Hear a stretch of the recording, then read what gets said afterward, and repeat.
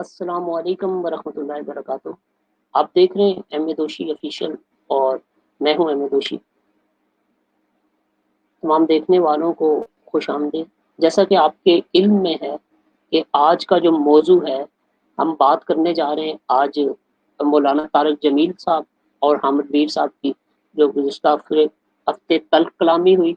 एक ऐसा सिलसिला माफ़ी तलाफ़ी का जो एक तो ऐसा हुआ कि वज़ीर-ए-आज़म की जो फंड रेज़िंग थी, जो कोरोना के हवाले से वज़ीर-ए-आज़म हाउस में जो टेलीथॉन था, उसके हवाले से वज़ीर-ए-आज़म साहब ने तमाम सहाफ़ियों को मदऊ किया और एक अच्छा फंड रेज़िंग का प्रोग्राम किया। इससे पहले भी वो दीगर जगह पे फंड रेज़िंग में सहाफ़ियों की खिदमत लेते रहे और ये जो काज़ थी बिल्कुल प्योरली पाकिस्तान के लिए थी, जिसमें कोई सियासी वाबस्तगी से कोई अफ़राद नहीं थे। वो तमाम तर सहाफ़ी थे जो तमाम बड़े चैनल्स की नुमाइंदगी करते हैं, उनको साथ मिलाया। और जैसा कि आप माज़ी करीब में हमने देखा कि अहमद मीर साहब को वज़ीर-ए-आज़म साहब ने अपने ट्विटर से अनफ़ॉलो कर दिया था। उसके बावजूद ये है कि जो सेनेटर फैसल जावेद साहब हैं, उनकी मदद से फिर अहमद मीर साहब को बुलाया गया और बिल्कुल वज़ीर-ए-आज़म साहब के बगल में बैठे रहे अहमद मीर साहब। लेकिन हमने ये देखा साथ-साथ कि उसके फ़ौरन बाद ये हुआ कि अहमद मीर साहब चूँकि 8 बजे वो प्रोग्राम करने जाना था, कैपिटल टॉक, कामरान शाहिद साहब ने भी दुनिया न्यूज़ पे प्रोग्राम करना था और दोस्तों ने भी करना था। उसी दौरान पता चला कि तारिक जमील साहब ने इस जो तकरीब है, जो 2-3 घंटे की तकरीब थी, उसमें दुआ फरमानी है और तारिक जमील साहब आए, तो उसके बाद उन्होंने जो बातें कही वो तमाम तर आप अहबाब उससे आशना हैं। आज हम उसी पे बात करेंगे कि अहमद मीर साहब और मौलाना तारिक जमील साहब के दरमियान जो लड़ाई हुई, असल वजह क्या है और क्या होने जा रहा है। हम हमारे साथ मौजूद हैं इस्लामाबाद से शाहिद नसीम साहब, किसी तारफ़ के मोहताज नहीं हैं। सहाफ़ी भी हैं, राइटर भी हैं, सोशल मीडिया एक्सपर्ट भी हैं।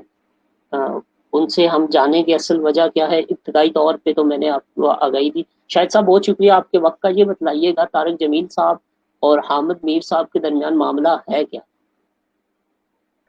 सर बहुत सादा सा मसला है ये इतनी कोई अजीब बात नहीं है। अमूमी तौर पे ऐसा ही होता है कि वो चीज़ जिसके बारे में हम लोग खुद तनकीद करते रहते हैं, खुद बात करते रहते हैं, कोई दूसरे लोग बात करें तो हमें इनसिक्योरिटी फील होती है और उसके ऊपर हम लोग करते हैं। इसके ऊपर मुतज़ाद राय पाई जाती है, मतलब उनके हामी भी हैं और उनके खिलाफ भी हैं इस बात के ऊपर।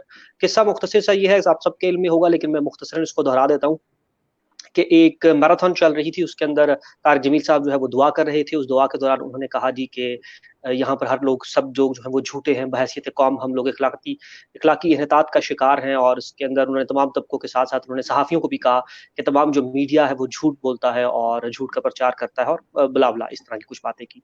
और इसके ऊपर सहाफ़ी बिरादरी के बहुत से जो लोग थे वो बरहम हुए, उन्होंने नाराज़गी का इज़हार किया। तो मेरे ख़्याल से अगर आप मुझे इजाज़त दें तो मैं इस मसले को इन जनरल अगर डिस्कस कर लूँ तो मेरे ख़्याल से ज़्यादा मुनासिब होगा, बजाए इसके कि मैं किसी शख्सियत का नाम लूँ या किसी को टारगेट करूँ। असल में अ, अमूमी तौर पे ऐसा होता है कि जब ये मैं किसी के दिफा में नहीं कह रहा, ना तारिक जमील साहब के दिफा में और ना ही दूसरों के दिफा में। अमूमी तौर पे ऐसा होता है कि जब आप तनकीद कर रहे होते हैं या आप कोई बात कर रहे होते हैं, तो आप किसी भी शख्स के या किसी भी ग्रोह के जो मजमूई जो तासुर होता है, उसके ऊपर बात करते हैं। यानी जब आप ये कहते हैं जी कि मेरा बेटा शेर जैसा है, तो आपका मतलब ये नहीं होता कि मेरा बेटा जानवर है या वो शेर की तरह गंदा है, वो नहाता नहीं है, उससे बदबू आती है। मतलब आप शेर की एक खसलत के ऊपर, उसकी बहादुरी की एक खसलत की वजह से आप अपने बेटे को शेर कह रहे होते हैं। तो इसी तरह से जब आप किसी भी ग्रोह को या किसी भी फर्द के बारे में ये बात कहते हैं जी कि ये जो ग्रोह है, ये पुलिस है, वो सारी पुलिस रिश्वत लेती है, या जो फलाँ लोग हैं वो बदमाश हुआ करते हैं, या जो सहाफ़ी बिरादरी है वो झूठ बोलती है, तो आप उसके जनरल पर्सपेक्टिव की बात कर रहे होते हैं।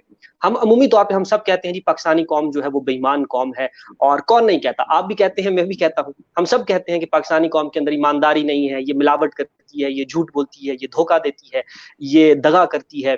यहाँ पर आपको झूठे कुरान उठाने वाले मिल जाएँगे, झूठी गवाहियाँ देने वाले मिल जाएँगे।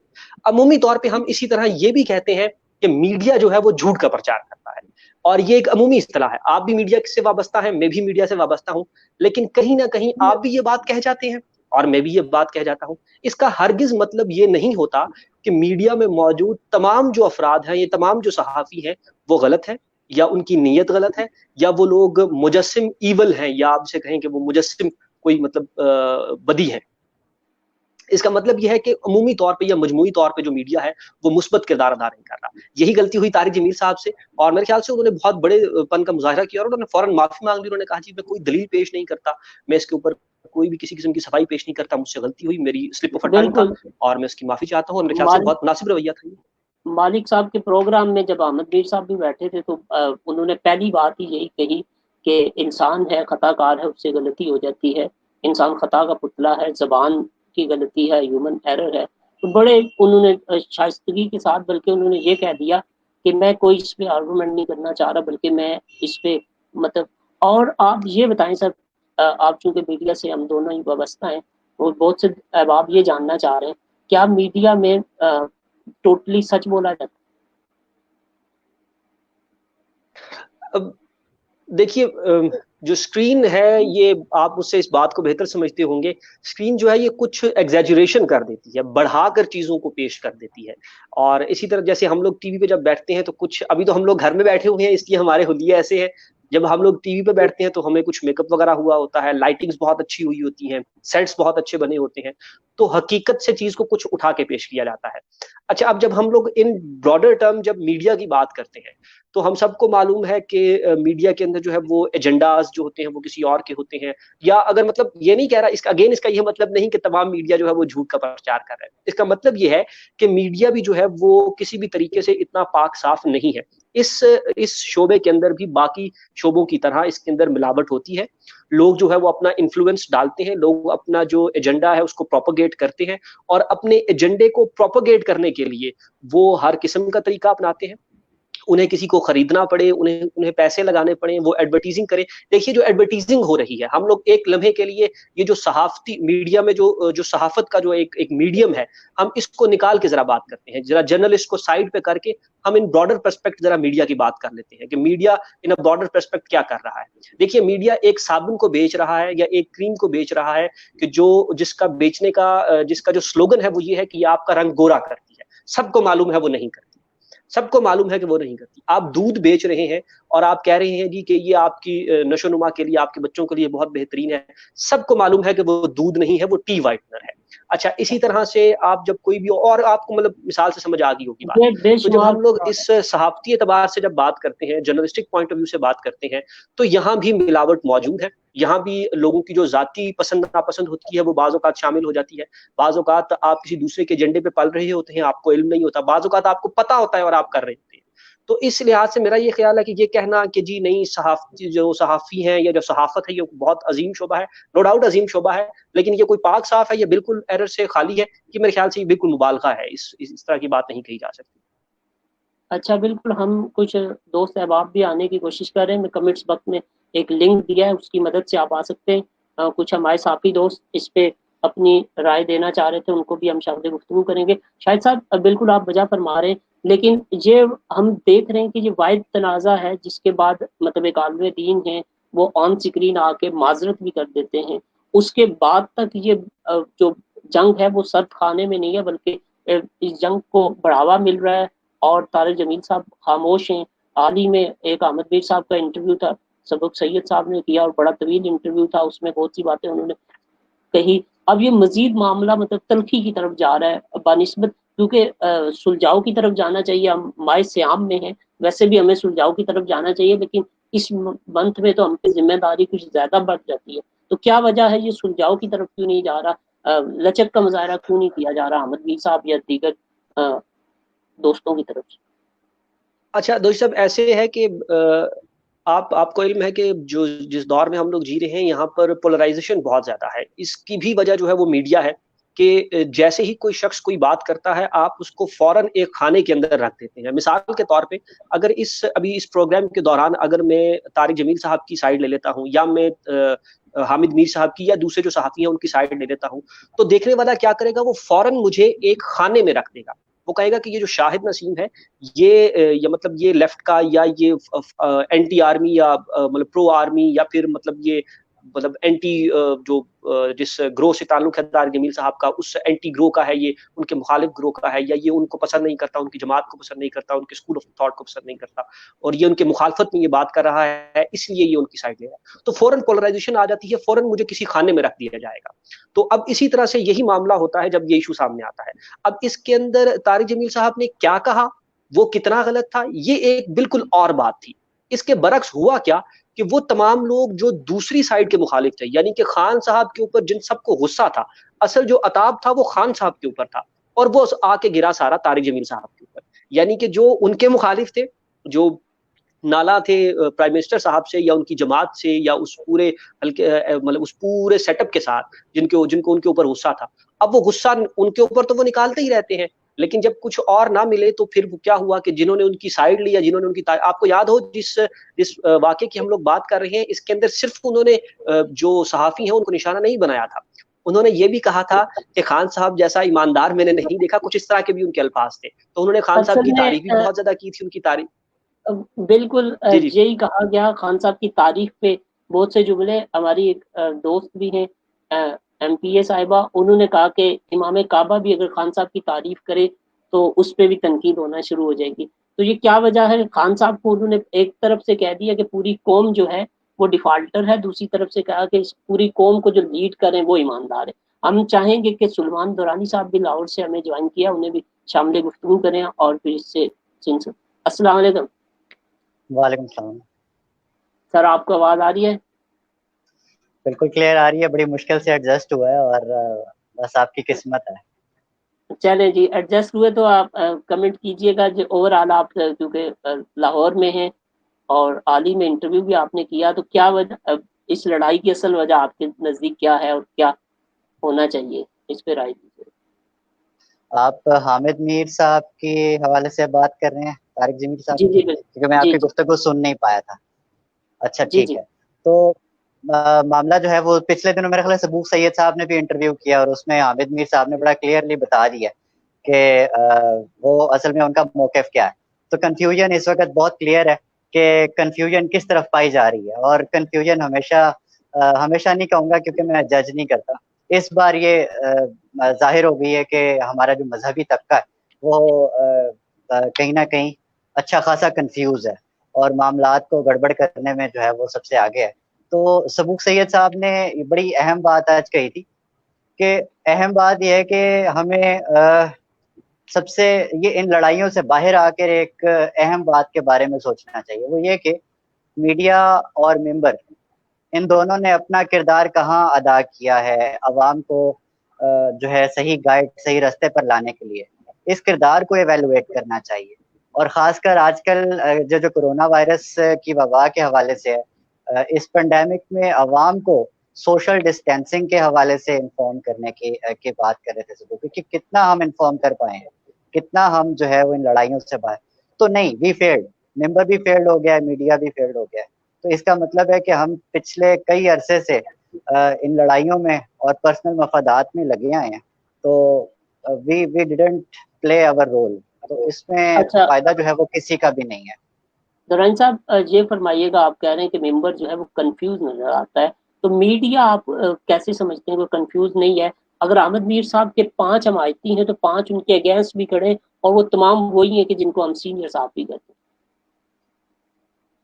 हामिद मीर साहब का मसला ये हमेशा से रहा है, मैं उन पर जब तनकीद रखता हूँ तो उसकी बुनियाद ये होती है कि वो बहुत जल्दी जो है वो किसी से मुतासिर हो जाते हैं और उसकी तारीफें शुरू कर देते हैं।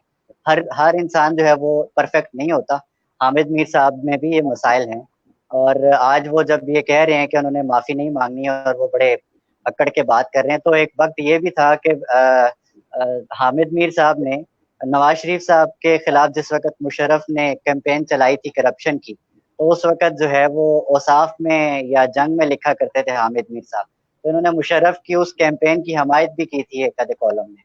तो वही हामिद मीर साहब थे जो बात करते हैं मुशर्रफ के ज़माने में सेंसरशिप की, और उसी के हवाले से उन्होंने कहा था कि जी ये जो पिछले दिनों ये बेगम नवाजिश अली वाला क्लिप जो है वो मशहूर हुआ है, उसके अंदर उसका तनाजुर ये था कि मुशर्रफ के दौर के अंदर जो सेंसरशिप थी उसमें बुलवाया जाता था एंकर से और मीडिया से, तो उस वक्त की बात हो रही। आज की जो बात है, हामिद मीर साहब भी जो है वो चीज बिल्कुल नहीं है कि वो बिल्कुल क्लियर है अपने उस पे व्यूज के ऊपर, बल्कि वो भी जो है वो कहीं ना कहीं कंफ्यूज हैं। और ये बात ठीक है काफी हद तक कि मीडिया जो है वो सच नहीं बोलता। और मीडिया सच क्यों नहीं बोलता, इसमें मफादात किसके हैं, डायरेक्शंस कहाँ से आती हैं, ये देखना बड़ा जरूरी है।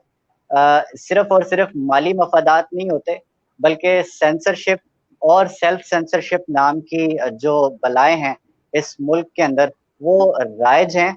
और ये मैं जरूर करना चाहूंगा बात, क्योंकि ये मुनासबत है हमारे आलमी प्रेस फ्रीडम डे की। कल जो है प्रेस फ्रीडम डे मनाया जा रहा है, और मैं इस मुनासबत से पाकिस्तान में, जो आप कह रहे हैं ना कि पाकिस्तान के सहाफ़ी झूठ बोलते हैं, मीडिया झूठ बोलता है, तो वो जो झूठ बोलता है वो कहाँ से डायरेक्शंस आती हैं, कौन बुलवाता है? आप खुद देख लें कि ARY और पोल टेलीविजन किस तरह से मिस गाइड कर रहे होते हैं आवाम को, और आवाम मिस गाइड होना चाह रही होती है। तो ये वो ऐसा प्रोडक्ट है, ऐसी ऐसी मार्केट का डिजाइन बन चुका हुआ है कि वो आपको, आपके जहन पहले से तैयार रखते हैं कि ये चीज हमने बेचनी है, ये प्रोडक्ट है हमारा, और वो आगे तैयार बैठे होते हैं कि हमें प्रोडक्ट चाहिए।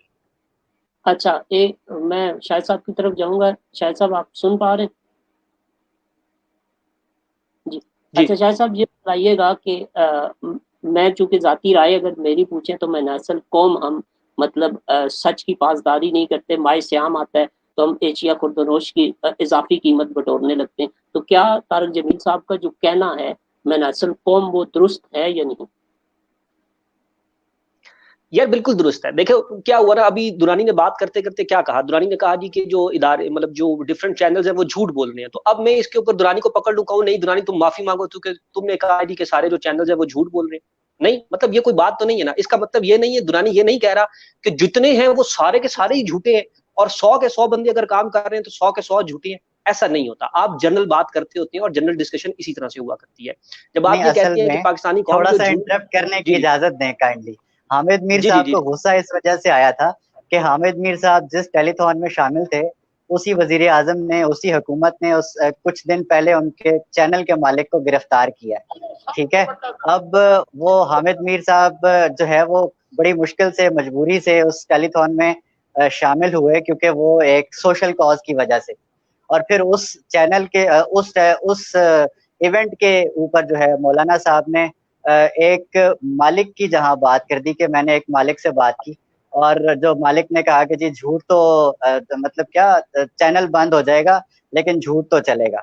तो उस मालिक की बात के ऊपर उन्हें तब चढ़ी और वो गुस्से में आए और उन्होंने कहा कि हो ना हो, ये उसी मालिक की बात है जो मेरा मालिक है। तो वहां से बात नहीं, आगे चली। अच्छा अच्छा, नहीं आप कह रहे हैं, एक मिनट, चलिए इसमें शायद ये तो जो शायद दुरानी साहब, साहब जो बात बता रहे हैं, जी जी एक दुरानी साहब की बात को लेके मैं एक ये भी क्वेश्चन, आप कह रहे हैं कि एक जो सोशल काज है, जो कौमी उस मफाद में हामिद मीर साहब पेश हुए वहां पे ये खान साहब की तरफ। हम ये देख रहे हैं कि पर्सनल कैपेसिटी में भी जब शौकत खानम की फंड रेजिंग थी वहां भी अहमद मीर साहब एक बार नहीं बारहा गए। तो क्या वो भी सोशल जी काज था? इस पे शायद साहब आप गुफ्तगू जाती अच्छा, अगर आप मुझे इजाजत दीजिए तो मैं थोड़ा सा इनफॉर्मल होकर अगर गुफ्तगू कर लूं तो थोड़ी आसानी होगी, क्योंकि ये हम आप जनाब करके बात कर रहे हैं तो वो थोड़ा सा मुश्किल हो जाता है, अगर आपकी इजाजत हो तो। जी जी। अच्छा यार, एक देखो बात ये है ना कि जैसे दुरानी साहब ने जो रीजन उसकी बताई है वो हो सकता है उसके पीछे यही कहानी होगी, लेकिन मैं उस कहानी की बात कर रहा हूँ कि जो सोशल मीडिया पे चल रही है वो ये चल रही है कि और डिफरेंट टीवी चैनल्स पे भी डिस्कस किया गया, डिफरेंट सोशल प्लेटफॉर्म्स पे भी डिस्कस किया गया कि जी जो मौलवी साहब हैं उन्होंने ये कह दिया कि सारे जो है वो करप्ट हैं और सारे जो है वो गलत हैं, इसलिए उन्होंने उनको ये नहीं कहना चाहिए था, सबको बुरा लगा जी, हम कोई सारी जिंदगी हमने लगा दी और हमने कुर्बानियां दी और हमने गोलियां खाई, ब्ला ब्ला दिस एंड दैट। अच्छा, बात ये कि इस तरह इन जनरल हम सब बात करते हैं जी, पाकिस्तान जो है वो ईमानदारों की फहरिस्त में 160 के नंबर पर आता है, तो हम कहते हैं कि पाकिस्तानी बेईमान है। आप मार्केट में निकल जाए, पूरे 22 करोड़ अवाम मिलकर एक गवाला ऐसा नहीं बता सकती कि जो खालिस दूध देता हो, तो फिर आप कैसे कह सकते हैं कि ये मिलावट नहीं करती? तो हम कहते हैं कि यार ये मिलावट करती है। आप मार्केट में निकले तो आपको हर दुकान जो है उसका नाम होगा मक्का मदीना, बिस्मिल्लाह स्टोर और जो है ना वो गौसिया जनरल स्टोर नाम होगा, चीज आपको एक खालिस नहीं मिलेगी। हर आपको दुकानदार हाजी मिलेगा, लेकिन चीज आपको खालिश नहीं मिलेगी। तो इन चीजों को देखते हुए हम इन जनरल कहा करते हैं कि ये जो कौम है ये बेईमान कौम है। ये आप भी कहते हैं, ये मैं भी कहता हूँ, किसी ना किसी सतह के ऊपर आप भी ये कह जाते हैं, किसी ना किसी प्रोग्राम के अंदर आप भी ये कहते होंगे कि जो मीडिया है वो झूठ बेचता है, मीडिया जो है वो प्रोपोगेट करता है, किसी दूसरे के एजेंडे पे चलता है। अब उसको चलाने वाले कोई भी हो, चाहे वो हुकूमत चला रही हो, चाहे वो कोई गैर मुल्की अनासर चला रहे हो, कोई भी चला रहा हो, लेकिन हम कह जाते हैं। अब जब ये हम कह जाते हैं तो इसके ऊपर आप आके हमें पकड़ लेंगे कि आप इसकी माफी मांगे या झूठ बोले। तो भाई हमने इन जनरल बात की है, हमने कहा है कि पुलिस रिश्वत लेती है, इसका मतलब ये नहीं है कि सारी की सारी पुलिस रिश्वत लेती है। 99% लेते होंगे, लेकिन 1% तो बीच में ठीक होंगे ना। तो आप जब बात करते हैं तो आप इन जनरल बात किया करते हैं। दुरानी साहब के आने से पहले मैंने एक मिसाल दी थी कि जब एक माँ अपने बेटे से कहती है कि मेरा शेर पुत्र, तो उसका मतलब ये नहीं होता कि ये जानवर है और ये नहाता नहीं है और इससे बदबू आती है और ये हराम खाता है और ये मुर्दार खाती है। उसका मतलब ये होता है कि शेर की जो एक खसलत है, उसकी जो शुजाअत है, उसकी जो बहादुरी है, वो उसकी बिना पे उसको शेर कह रही है। तो बंदों को लफ्जों पे नहीं पकड़ना चाहिए। हम लोग इतनी ज्यादा पोलराइजेशन है कि हम उनको लफ्जों पे, आपको अगर याद हो, मैं उस टॉपिक को नहीं छेड़ना चाहता, लेकिन मैं सिर्फ आपको इसकी मिसाल देकर समझाना चाहता हूं कि इसकी इंटेंसिटी कितनी ज्यादा है, ये कितनी खतरनाक बात है। आपको याद हो कि जितने आपको ये गुस्ताखी के केसेस मिलेंगे, ब्लास्फेमी के जो केसेस मिलेंगे, उनके अंदर क्या किया गया? उनके अंदर सिर्फ लफ्ज जो स्लिप ऑफ टंग था उसको इस्तेमाल किया गया। आपको याद हो राना सनाउल्लाह, मैं उनका बिल्कुल भी फैन नहीं हूं, ना ही मैं उनका दिफा करने वाला हूं। मैं मतलब I be the last person on the earth जो राना सनाउल्लाह का दिफा करेगा। लेकिन एक किसी पॉलिटिकल कमेंट के दौरान उन्होंने कह दिया जी कि जो नवाज शरीफ की तरफ जो लोग जाते हैं या उनकी रैली में जो जाएंगे वो भी हज के बराबर है। अब वो एक जनरल कमेंट था और उसको गुस्ताखी के कमेंट में ले लिया गया। अब देखिए ये एक स्लिप ऑफ टंग है, ये किसी शख्स से भी हो सकता है। आप दौरान गुफ्तगू कुछ भी कह सकते हैं, और इस तरह की बातों को पकड़ लेना और फिर उनको अपने जाती मफाद के लिए इस्तेमाल करना, असल जो इसके पीछे वजह हुआ करती है वो नफरत हुआ करती है, वो जाती मफाद हुआ करता है, जाती अनाद हुआ करता है। यही काम हुआ तारिक जमील साहब के मामले में। गुस्सा था खान साहब के ऊपर, नफरत थी खान साहब के साथ। उनको तब ये थी कि इसको ईमानदार क्यों कहा, इसको फेवरेट क्यों बताया, अब इसके जो फॉलोअर हैं वो भी इसको मानेंगे, और वो सारा गुस्सा निकल गया तारिक जमील साहब के ऊपर। वो भले आदमी थे, वो हर किसी के पास चले जाते हैं। उन्होंने कहा यार मैं माफी मांगता हूं, मुझसे गलती हो गई, आइंदा नहीं होगी। मतलब इतना सा वो सादा सा मसला था, और मेरे ख्याल से ये मुनासिब रवैया था तारिक जमील साहब की तरफ से। आप मुझे जाती तौर पे जानते हैं, मेरा स्कूल ऑफ थॉट भी तारिक जमील साहब से मैं कोई मुताबिकत नहीं रखता, लेकिन इस मामले में मैं समझता हूं कि उनके साथ थोड़ी ज्यादती की गई, क्योंकि वो जिस जिस तर्ज के वो आदमी है, गो के उनका स्कूल ऑफ थॉट जो भी हो, हमारी उनसे इख्तलाफात अपनी जगह। अब ये ना हो कि मैं उनकी दिफा कर रहा हूं तो मुझे फिर से खाने में रख दे और कहें ये उनका हामी है। अब उनकी अपनी अपनी जगह उनकी सारी चीज। लेकिन इस मामले में आप देखिए कि वो अपने अपने स्कूल ऑफ थॉट का प्रचार करने के लिए वो जो हिंदुस्तान के आर्टिस्ट हैं वो उनके पास भी जाते रहे, वो पाकिस्तान के आर्टिस्टों के पास भी जाते रहे, वो तमाम सियासी जमातों के पास जाते रहे, वो मियाँ साहब लोगों के साथ भी वो घूमते रहे। मतलब वो रिगार्डलेस कि किसका क्या उसका स्कूल ऑफ थॉट है, उसका क्या ग्रो है, उसकी पॉलिटिकल एफिलिएशन क्या है, वो सबके पास जाते हैं। अगर वो खान साहब के साथ बैठ के तारीफ कर दी तो मेरे ख्याल से कोई इतनी बड़ी बात नहीं थी। हाँ नहीं करनी चाहिए थी, ये आप कह सकते हैं जी कि नहीं करनी चाहिए। इससे ज्यादा कोई मेरे ख्याल से इसके ऊपर कमेंट नहीं किया जा सकता था। अच्छा बिल्कुल, तारिक जमील साहब की मैं शख्सियत के अगर हवाले थोड़ा ऐड से कर दूं इसमें, जोहन साहब आपसे ही पूछना चाह रहा हूँ। आप एक तो इस पे ऐड कर लीजिए एक बात, और दूसरी ये बताएं कि पाकिस्तान में आज़ादी सहाफत है या नहीं। ये बड़ा अहम सवाल है, हालांकि इसको मैं पहले रखना।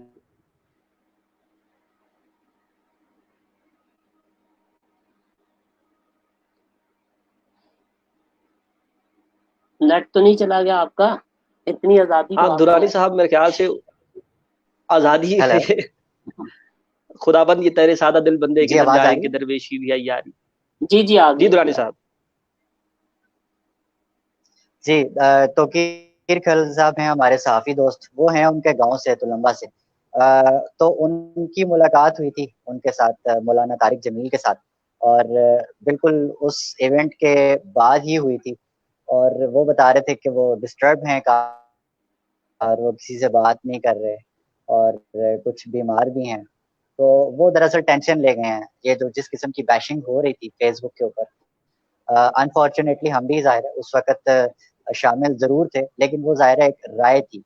जहाँ तक बात आती है गालम-गलौच की और इल्ज़ाम तराशियों की, तो उस जो है रविश को हमें नहीं तरवीज देनी चाहिए। हम जो है इस हद तक चले जाती है ये कौम कि गालियों और ज़ातियात पर उतर आती है। तो इस चीज़ के ये चीज़ ज़ाहिर है हमेशा डिस्टर्ब करती है लोगों को, चाहे वो आलिम दीन हो या चाहे कोई भी हो। ये बात ज़रूर है, लेकिन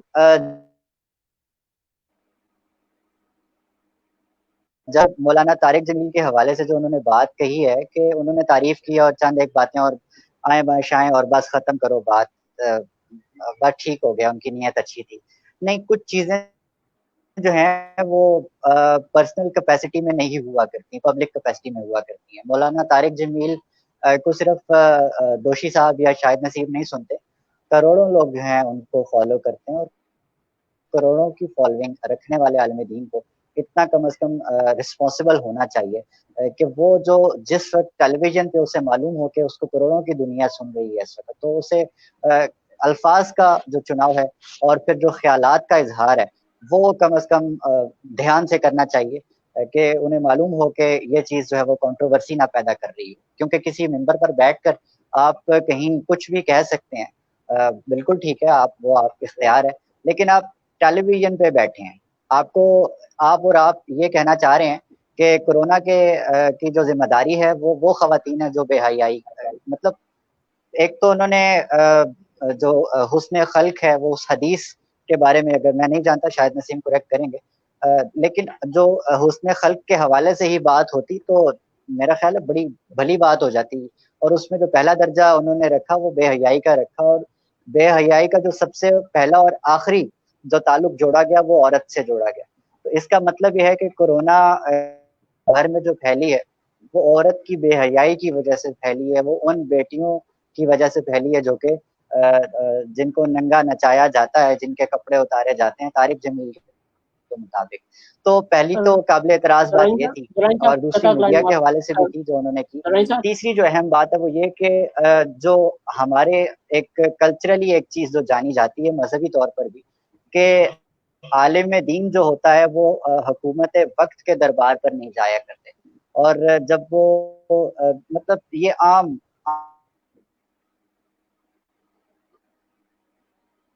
इंटरनेट उनका मेरे ख्याल से ब्रेक हो रहा है। इंटरनेट बिल्कुल ब्रेक हो रहा है उनका।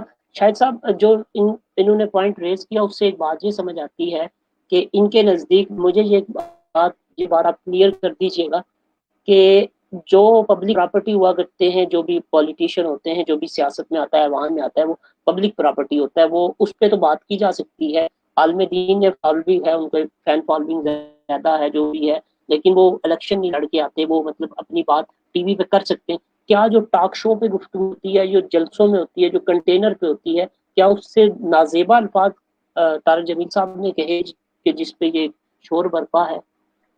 अच्छा, पहले तो यार एक में चीज जो है ना वो उसको हल कर, ये जो बात होती है ना जी कि आप एक बहुत बड़े जी ले लीजिए, उनको ले लीजिए। जी जी जी जी मैं पहले तो मैंने अगर काट दिया तो शायद नसीम साहब कुछ कह रहे थे, सॉरी। नहीं कोई इशू नहीं, वो आप कनेक्ट जो था वो कर रहा था। मैं सबसे पहले तो दुरानी साहब के उस रिस्पॉन्ड में एक बात अर्ज कर दूं ना, ये जो एक बात हम लोग कहते हैं ना, गुस्ताखी माफ दुरानी साहब, हम जो ये बात कहते हैं ना जी कि ये इनका स्टेटस बहुत बड़ा है जी, इनकी बहुत बड़ी फॉलोइंग है तो इनको एहतियात करनी चाहिए। मैं यही तो अर्ज कर रहा हूँ यार, इंसान है, स्लिप ऑफ टंग हो जाता है, उसके मुंह से गलत बात निकल जाती है। नहीं, ये स्लिप ऑफ आइडियाज है। नहीं सर, मेरी अगर कंट्रोवर्सी पैदा कर रही हो तो आप कहते हैं ठीक है, बिल्कुल ऐसा हुआ, लेकिन यहाँ तो मुकम्मल डिबेट पैदा हो गई है। जनाब मेरी यार सुन लीजिए, मैं आपका पॉइंट ऑफ व्यू समझ गया हूँ, मैं इसको दो हिस्सों में जो है वो एक्सप्लेन करूंगा। जो आपने पहली जो खवातीन वाली और वो स्कूल ऑफ थॉट की बात की, वो एक और बात है, उसको मैं जरा बाद में लाऊंगा। पहली तो बात ये कि जब हम कोई भी बात कर रहे हैं, कोई भी एजेंडा जो है उसको हम लोग एक्सप्लेन कर रहे हैं या किसी भी सतह पे बात कर रहे हैं, तो इस मामले को इतना सख्त मत बनाइए कि जी आपने ये बात क्यों की तो क्यों की, आपके मुंह से ये बात निकली तो क्यों निकली। अच्छा भाई निकल गई, वो वापस ले रहा है, वो माफी मांग रहा है, तो जानने तो इसको खत्म। इसका मतलब है उसकी मर्जी नहीं थी, उसके मुंह से निकल गई। अच्छा जब कोई अपनी बात पर स्टैंड कर जाए और वो कहे कि अच्छा मैं ये चीज प्रोपोगेट कर रहा हूँ, तो फिर उसके ऊपर डिबेट की जा सकती है। पहली चीज तो ये कि जब कोई शख्स कुछ कह दे और उसके मुंह से निकल गई और वो वजाहत कर दे कि मेरा ये मानी नहीं था इस बात कहने का, तो फिर बात वहीं पर खत्म हो जानी चाहिए। हम में से कोई भी फरिश्ता नहीं है, हम में से कोई भी जो है वो इतना एक्यूरेट नहीं हो सकता कि वो जो कहे और फिर मतलब जो समझे जो सोचे वही उसके मुंह से निकले, तो इसको इतना सख्त ना कीजिए। अच्छा अब जो दूसरी बात दुरानी साहब ने की, इस बात पे मैं एग्री करूं, शुक्रिया। जो दूसरी साहब दुरानी साहब ने जो बात की ना, वो एक बिल्कुल ही मुख्तलिफ मामला है, और वो इतना छोटा या वो सिर्फ तारिक जमील साहब तक महदूद नहीं है। वो है मजहब की जो एक्सप्लेनेशन है, या जो मजहब की जो तारीफ है, आप वो उसकी तरफ चला जाता है जी। आप उसको ये समझ दीजिए कि जो भी रिकंस्ट्रक्शन या कंस्ट्रक्शन मजहब की गई है उलमाए कराम के जरिए, या उसकी जो एक्सप्लेनेशन है, जो उसकी तारीफ है, वो उससे रिलेटेड है कि जी औरत का यहाँ पे किरदार क्या है, औरत की यहाँ पे हैसियत क्या है, या मजहब जो है वो औरत को किस मानों में लेता है। उसके अंदर फिर वो तमाम जो उसका जन्नत का जो कल्चर है, जो मजहब में जो हूर का जो उसका स्टेटस है, या जो बीवी का जो स्टेटस है, या जो औरत का जो स्टेटस है, मतलब वो फिर उसमें बहुत सी चीजें इन्वॉल्व हो जाती हैं। तो मेरे ख्याल से अगर आपने उसको डिस्कस करना है तो उसके लिए एक बिल्कुल मुख्तलिफ नशिस्त हमें चाहिए होगी।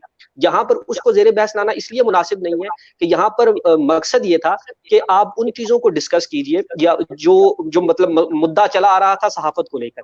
अगर आप मजहब में औरत की तारीफ को लेकर करेंगे तो फिर उसमें सिर्फ तारिक जमील साहब नहीं आते, फिर उसके अंदर तमाम उलमाए कराम आते हैं, फिर उसके अंदर बहुत से लोग शामिल हो जाएंगे। तो फिर हम फिर तारिक जमील को मतलब निशाना बना के बात करना मेरे ख्याल से मुनासिब नहीं है, क्योंकि उसके अच्छा, अंदर सिर्फ एक ये नहीं है। इसमें ऐड करूंगा छोटी सी बात कि मैंने गवर्नर पंजाब चौधरी सरवर साहब का इंटरव्यू किया था गालिबन परसों, और उनको भी यही बात कही थी मैंने। अच्छा, ये एक अगर आपकी इजाजत हो तो उज़मा आरिफ ने एक बड़ा दिलचस्प कमेंट किया है, मैं अगर वो शेयर कर दूं तो। जी जी जी जी जी, मैंने साहिब इल्म है ये, जिस इंसान की शोहरत जिस फन की वजह से हो, उस इंसान को उसके फन में नुक्स की बुनियाद पर गिरफ्त में लाया जाना जरूरी है, ये स्लिप ऑफ टंग का मुआवला नहीं है। जी आपकी पहली बात बिल्कुल दुरुस्त है कि जिस इंसान की शोहरत जिस फन की वजह से हो। इसकी मैं मिसाल दे देता हूँ। इसकी मिसाल ऐसी है जी कि एक शख्स जो है वो एक्टिंग का बादशाह है, या वो बॉलिंग या बैटिंग का बादशाह है, और वो अपने उस फन के मामले में किसी राय का इजहार करता है कि जी आप इस फील्ड के अंदर ये वाला फार्मूला अपनाइए, या आप इस एक्टिंग के अंदर ये वाला मेथड जो है आप यूज कीजिए। तो आप उसकी राय के ऊपर डिबेट करेंगे, आप डिबेट करेंगे, यानी कि अगर एक मजहब का पैरोकार जो है, या मजहब का जो एक आप समझ लीजिए कि जो दाई है, वो अगर ये हदीस सुना देता है और इस चीज का प्रोपेगेंडा करता है जी कि इंसान को जो है वो मस्त 4 शादियां करनी चाहिए, तो आप इसको जेर बहस लाएंगे। लेकिन इस सारी गुफ्तगू के दौरान अगर उसके आप इस वक्त आपसे एक गुजारिश ये है कि आप डिफेंसिव मोड में ना आइए, आप सहाफ़ी के तौर पे और एक एनालिसिस के तौर पे इस चीज़ को लें। शायद वो मौलाना तारिक जमील साहब को छोटी शख्सियत नहीं है, वो इस चीज़ पे अबूर रखते हैं। बातचीत की ही बातचीत के करने का जो अंदाज है उनका, इसी वजह से तो वो मशहूर हुए हैं कि वो अपनी बात से कन्विंस कर पाते हैं लोगों को। ठीक है, अच्छा, तो आप ये मत कहिएगा कि ये सिर्फ और सिर्फ जब स्लिप ऑफ टंग है। नहीं, आप काइंडली छोटी सी गुजारिश है, एक और चीज मैं ऐड करना चाहूंगा कि जरूर मैं एवोल्यूशन के प्रोसेस के ऊपर यकीन रखता हूँ कि मौलाना एक वक्त में जिहाद पे जो है लोगों को दर्स दिया करते थे, और इनसे मुतासिर होकर कई लोग जिहाद पर गए भी। लेकिन आप ये नहीं कह सकते, नहीं, वो स्लिप ऑफ टंग होता है एक जुमला। देखिए मेरी यार सुनिए दुरानी साहब, मैं यही अर्ज कर रहा था, मुझे अगर आप मुकम्मल करने देते हैं, मैं यही अर्ज कर रहा था कि देखिए जब आप एक एजेंडे को प्रोपेगेट कर रहे होते हैं, जैसे आपने जहाद का नाम लिया, जैसे आपने खवातीन का नाम लिया, जैसे आपने जन्नत में खवातीन का जो हमें एक नक्शा पढ़ाया जाता है उसका नाम लिया, जब आप एक इस तरह की आइडियोलॉजी को बयान कर रहे होते हैं तो हम उसके अंदर तो डिस्कस करेंगे कि ये क्या बात कर। मैंने आपसे पहले ही कहा ना, जैसे आप औरत का जो आपने नुक्ता उठाया, ये बहुत बड़ा नुक्ता है, ये हम इसको एक जुज़वी नुक्ते के तौर पे नहीं इसको सॉल्व कर सकते। अगर इतने बड़े नुक्ते को चंद सेकंड के दुआ के अंदर औरत को जलील करके रख दिया जाएगा और कहा जाएगा तो कि कोरोना वायरस मैंने उसको तो स्लिप ऑफ टंग नहीं कहा, मैंने उसको तो स्लिप ऑफ टंग नहीं कहा। मैं तो स्लिप ऑफ टंग वो जो सहाफियों वाला जुमला है, मैंने उसकी जिसके ऊपर उन्होंने माजत की, मैं उसको भी स्लिप ऑफ टंग नहीं कह रहा। मैं कह रहा हूँ कि इन जनरल जब इस तरह की बातें हो जाए तो उसको स्लिप ऑफ टंग मान लेना चाहिए। ये जिस आप जुमले की बात कर रहे हैं ना, औरत वाला, ये भी मान लेना चाहिए कि आप किसी चीज को ऑब्जेक्टिवली लेना चाहें तो आपको समझना पड़ता है कि आप जो है वो किसके हवाले से बात कर रहे हैं। ठीक है, आपने एक चीज की गुजारिश की और कहा कि दूसरी चीज को हम किसी और प्रोग्राम के लिए रख लेते हैं, उसके लिए वक्त दरकार है। आप अगर उसको डिस्कस करते हैं तो आप उसे जरूर डिस्कस कीजिए, फिर उसके ऊपर तो मेरे भी तहफुजात होंगे, बहुत ज्यादा तहफुजात होंगे, लेकिन वो एक पूरा स्कूल ऑफ थॉट है, वो एक पूरा मामला है। और ये जिसके ऊपर जिससे गुफ्तगू का आगाज हुआ था, वो उसके ऊपर तो उन्होंने वजाहत पेश कर दी कि जी मेरा ये मकसद नहीं था, मेरा ये मकसद था, बात खत्म हो जानी चाहिए थी। लेकिन यहाँ पर नॉर्मली ऐसा नहीं होता। माफी मांगी है उन्होंने, ये नहीं कहा।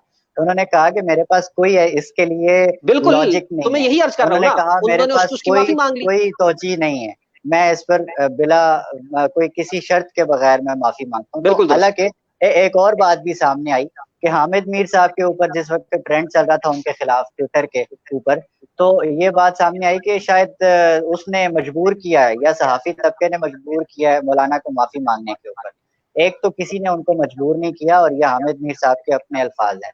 मौलाना ने खुद माफी मांगी और उन्हें फील हुआ तो उन्होंने माफी मांगी कि मेरे पास अपनी बातों की कोई दलील मौजूद नहीं है, और मेरे पास कोई ऐसी बात नहीं है जिससे मैं अपनी बातों का, अपनी जो वो मैं टेलीथॉन में कर चुका हूँ उसका दिफा करूँ। उसके बाद नहीं, उन्होंने ये जो मेरे है ख्याल अब से एग्जैजरेशन है, आप उनकी नीयत को ना जज कीजिए। वो उन्होंने माफी मांग ली, ये एक बिल्कुल एक और मामला है, वो उनका बड़ापन है या जो भी था, उनको उनको उनको लगा तब उन्होंने नहीं, मांगी, उनको नहीं लगा उन्होंने तब मांगी। बड़ापन तब हो जब हामिद मीर साहब ने उनसे कहा हो जी आप इस चीज पर माफी मांगे। उन्होंने तो जी नहीं मैं ये कहा, अर्ज ना कर रहा किसी हूँ, ने कहा है। मैं ये अर्ज कर रहा हूँ कि उन्होंने, ये उनका बड़ापन था, या मैं ये नहीं कह रहा कि उनका बड़ापन है, मैं कह रहा हूँ कि उनका बड़ापन था या उनकी गलती थी, उन्होंने मांगी, जो भी वजह थी इसका हमें इल्म नहीं। हमें ये इल्म है कि उन्होंने माफी मांग ली और खत्म हो गई बात। मतलब इसको तो अब उसके ऊपर हम उनकी नीयत के ऊपर जज करना शुरू कर दें। अच्छा, उस्मा ने कहा है जी कि स्लिप ऑफ टंग दरअसल ऐसे ही है जैसे चंद लोगों में बैठे आप गैर इरादी तौर पर होता है स्लिप ऑफ टंग, लेकिन बयानिए की सदाकत से इनकार कर जाना चालाकी है। ये बिल्कुल दुरुस्त बात है, और मैंने इसके ऊपर पहले ही कह दिया कि जब आप, जो दुरानी साहब ने जो औरत वाली बात की, वो एक पूरा बयानिया है, ठीक है, और उस बयानिए के ऊपर हमें भी तहफ्फुज़ात है, उसके ऊपर बात की जाएगी। और तावील के तो बादशाह है मौलाना, इसमें तो मैं आपसे अर्ज कर रहा हूँ ना, जिस तरफ आप और उस्मा जिस तरफ इशारा कर रही हैं, जिस तरफ दुरानी साहब इशारा कर रहे हैं, उसके ऊपर मेरे भी तहफ्फुज़ात हैं, और उसके ऊपर, लेकिन उसके अंदर फिर सिर्फ मौलाना नहीं आते ना, फिर इसके अंदर फिर बहुत से पर्दानशीनों के नाम आ जाते हैं, फिर बहुत से लोग चले, इसके अंदर शामिल हो जाएंगे। आपके कहने का मकसद ये है कि हम मौलाना साहब की शख्सियत के ऊपर बात ना करें, हम इस चीज को एज ए जनरल लें। फिर आप, इस अच्छा बयानिए दुरानी की साहब, जो आप हवाले से, दुरानी साहब आप जी मुझे जी, बताइए, क्या उसके अंदर सिर्फ फिर तारिक जमील साहब का नाम लेके बात करना मुनासिब है फिर? नहीं, लेकिन जो मरकजी किरदार है वो तो वही है ना, जिन्होंने नहीं, औरत के इसके हवाले अलावा से क्या और बहुत कोई बात किसी, की है। क्या क्या तारिक जमील साहब वो पहले और आखिरी शख्स हैं कि जिन्होंने इस चीज को बुनियाद बना के बात की? नहीं, ऐसा नहीं है, लेकिन ये मैं मतलब कहना ना ही चाहता वो हूँ कि इसके इस इसके वक्त जो डिबेट खालिक का है, है ना ना ही वो इसके, सेंटर, नहीं, क्यों खालिक क्यों नहीं है वो? ऐसा किसने कह दिया आपको? मतलब ये उन खालिक से मुराद, मुल्लाओं में से हैं खालिक वो होता है कि जो जिसमें, उसकी तखलीक करता है ना, वो पहले शख्स तो नहीं है ना, वो तो पहले से मामला चलता हुआ आ रहा है ना। चले हम अब उस पे आजादी सहाफत पे बात कर लेते हैं। नहीं दुरानी अच्छा, साहब तो हुस्मा आरिफ साहब ने कहा है जी कि जो शख्स हूरों के बारे में नाजिल शुदा नसे तहसीन की ऐसी तावील करते हैं कि लंबाई चौड़ाई तक बयान कर दें, उनकी तावील को जस्टिफाई करना मज़ाक़ खेज है। बिल्कुल दुरुस्त है, और आपको पता नहीं क्यों लग रहा है कि मैं उनको जस्टिफाई कर रहा हूँ। मैं उनको कतई तौर पे जस्टिफाई नहीं कर रहा। अगर आप कहती हैं तो मैं इस प्रॉब्लम को लेकर जस्टिफाई कर देता हूँ, और मैं इसके ऊपर मजीद तफसील से बयान कर देता हूँ कि वो और आप क्या माफी क्या मांगे। कहते हैं, और औरत को वो कहाँ तक लेके जाते हैं, हाँ जी, एक और मिनट वो ऐसा। औरत का जो कदो काठ बताते हैं, और उसकी जो एक रान से दूसरे रान का तक का जो फासला बताते हैं, मैं वो भी आपको इसके अंदर शामिल कर सकता हूँ, लेकिन शायद फिर मेरा शायद नुक्ता वो नहीं था। शायद साहब रुकिएगा, शायद साहब आप रुकिएगा। जी दोषी मुस्तनद साहब। राइटर है उज़मा आरिफ साहिबा, वो तशरीफ फरमा है और बड़े अच्छे कमेंट्स भी किए। एक कमेंट्स और भी आया शायद साहब, वो भी आप देखिएगा, जवाब दीजिएगा। मैं दुरानी साहब से ये जानना चाहूंगा कि जो मौलाना साहब ने जो बातें कही, क्या इससे पहले जो पब्लिक प्रॉपर्टी है, जो सियासतदान है, जो अहवालों में आते हैं, क्या वो कंटेनर में या डेली टॉक शो में उससे नाजेबा अल्फाज नहीं कहते? क्या वो नेशनल टीवी की पासदारी नहीं करते? उनके लिए तो आपने आज तक बात नहीं की। आज मौलाना साहब को लेके आपने कह दिया कि उनकी माफी भी कबूल नहीं है। तो ये क्या वजह है कि एक शख्स नहीं, ने किसने गलती की, कह उसने दिया कि माफी भी कबूल नहीं आपने है? कहा कि ऐसा माफी कर नहीं, मांग ली तो बात तो खत्म हो जानी चाहिए थी। आप मतलब डिबेट का बिल्कुल मकसद तो खत्म ये हो है कि जानी उनकी चाहिए। नहीं नहीं, लेकिन उसके मुहर्रिकात पे तो बात हो सकती है ना। मैं सिर्फ ये कहना चाह रहा हूँ, हम उनके मुहर्रिकात पे बात कर रहे हैं कि जो जो इवेंट गुजरा है उसके ऊपर जब आप बात करते हैं तो objectively point number 1, point number 2, point number 3 सहाफी इस तरह से बात किया करते हैं। अब एतराज जो है, अब आप एतराज को भी ये कहेंगे कि मुझे मौलाना की माफी कबूल नहीं है, तो मैं कौन होता हूँ मौलाना से माफी मंगवाने वाला? पहली बात, तो उनको तो कम से कम सोसाइटी के ऊपर जवाबदेह होना चाहिए कि जो उनका जो रिएक्शन आया है और जो बैशिंग हुई है। मैं वो नहीं कह रहा हूँ।